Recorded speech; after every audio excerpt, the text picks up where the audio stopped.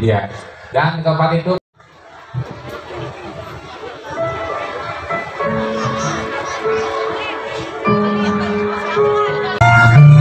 hari untuk melepaskan tanganmu dari pundakku. Sketsa aku yang tangguh, yang akan engkau lepaskan. Sketsa aku yang tersenyum ceria, yang siap untuk melangkah.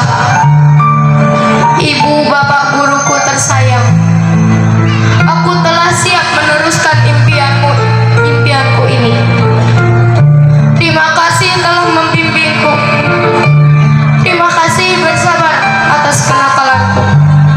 Terima kasih telah mengajariku tanpa pamrih dan ikhlas dengan kesederhanaanmu. Dengan doa, cinta dan harapan, maafkanlah kami, ibu bapak guru.